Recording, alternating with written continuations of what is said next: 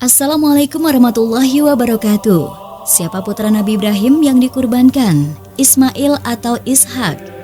Perintah melakukan ibadah kurban didasarkan pada surah As-Saffat ayat 103-107. Allah berfirman, maka tatkala anak itu sampai pada umur sanggup berusaha bersama-sama Ibrahim, Ibrahim berkata, "Hai anakku, sesungguhnya aku melihat dalam mimpi bahwa aku menyembelihmu. Maka fikirkanlah apa pendapatmu." Ia menjawab, "Hai bapakku, kerjakanlah apa yang diperintahkan kepadamu. Insya Allah, kamu akan mendapatiku termasuk orang-orang yang sabar." Tatkala keduanya telah berserah diri dan Ibrahim membaringkan anaknya atas pelipisnya, nyatalah kesabaran keduanya, dan kami panggillah dia, "Hai Ibrahim, sesungguhnya kamu telah membenarkan mimpi itu. Sesungguhnya demikianlah kami memberi balasan kepada orang-orang yang berbuat baik. Sesungguhnya ini benar-benar suatu ujian yang nyata, dan kami tebus anak itu dengan seekor sembelihan yang besar." Surah As-Saffat 37, 103-107. Namun timbul persoalan mengenai siapa yang dikurbankan oleh Nabi Ibrahim. Apakah Nabi Ismail atau Nabi Ishak? Berikut jawaban dari tim divisi Fatwa Majelis Tarjih dan Tajdid PP Muhammadiyah. Kalau dilihat semata-mata pada bunyi ayat dalam surah As-Saffat, dengan mempergunakan perkataan "hai anakku" terkesan masih samar. Ini memerlukan penjelasan dari Rasulullah SAW, dan beliau telah menjelaskannya. Di antara hadis atau penjelasan beliau mengatakan bahwa yang dikurbankan itu adalah Nabi Ismail.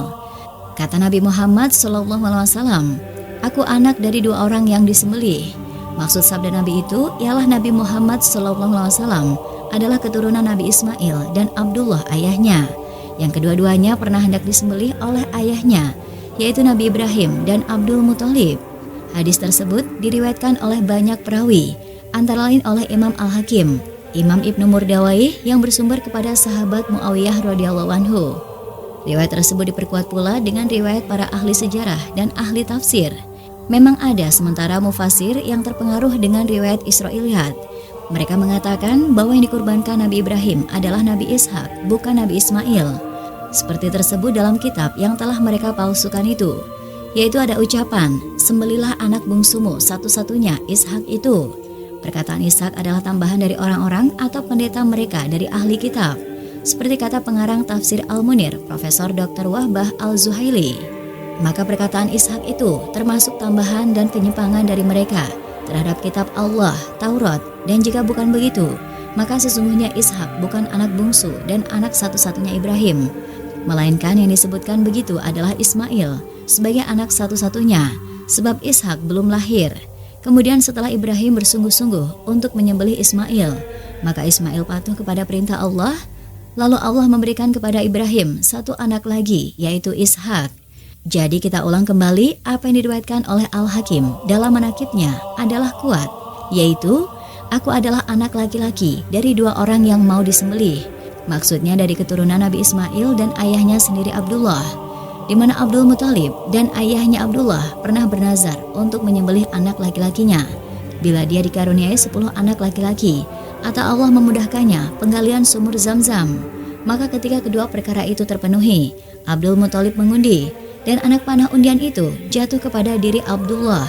Tetapi saudara-saudaranya menghalang-halangi Abdul Muthalib menyembelih Abdullah, dan mereka berkata, "Tebuslah putramu Abdullah dengan 100 ekor unta." Lalu Abdul Muthalib menebusnya dengan 100 ekor unta. Di dalam beberapa atsar yang sahih disebutkan bahwa yang disembelih itu memang Nabi Ismail, bukan Ishak. Demikianlah riwayat dari Ibnu Abbas, Ibnu Umar, Ali bin Abi Thalib, Abu Hurairah, Abu Tufail, Amir bin Wasilah dari kalangan sahabat, dan Sa'ad bin Musayyab, Sa'id bin Jubair, Al-Hasan Al-Basri, Mujahid, Asy-Sya'bi, Yusuf bin Mihran, Rabi' bin Anas, Muhammad bin Ka'ab Al-Kurdi, Al-Kalbi, Al-Qamah, Abu Ja'far Muhammad bin Ali, dan Abu Soleh dari kalangan Tabi'in. Semua mereka itu berkata, anak yang disembelih itu adalah Nabi Ismail, dan pernyataan tersebut dikuatkan oleh Al-Qurtubi dalam tafsirnya sebagai berikut. Pendapat ini sangat kuat dari segi riwayatnya dari Nabi SAW, dari sahabat dan dari Tabi'in. Hanya sayangnya orang-orang Yahudi sangat dengki kepada orang Arab atas anugerah Allah yang diberikan kepada bapak mereka, Nabi Ismail alaihissalam. Lalu mereka membuat kedustaan dengan menambah-nambah riwayat dalam Taurat, dan mereka susupi riwayat-riwayat apa yang disebut Israiliyat dalam sebagian hadis dan atsar.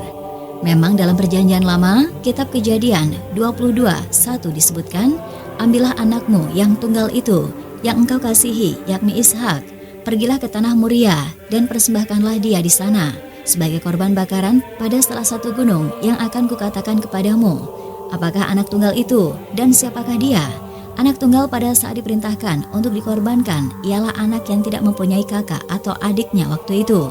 Tapi di dalam Kejadian 27-17, 24 disebutkan bahwa Ibrahim dan orang-orang di rumahnya diperintahkan Tuhan untuk disunat Hitan. Waktu itu umur Ibrahim 99 tahun. Waktu Ishak lahir umur Ibrahim 100 tahun dan istrinya Sarah 90 tahun. Ishak disunat pada umur 8 hari, Kejadian 21:4 dari hari kelahirannya. Ismail lahir waktu Ibrahim berumur 86 tahun. Kejadian 6:16. Waktu Ibrahim berumur 99 tahun, ia dihitankan bersama Ismail. Jadi umur Ismail waktu dihitan adalah 13 tahun, yaitu umur Ibrahim 99 tahun. Dikurangi waktu Ismail lahir, ia berumur 86 tahun.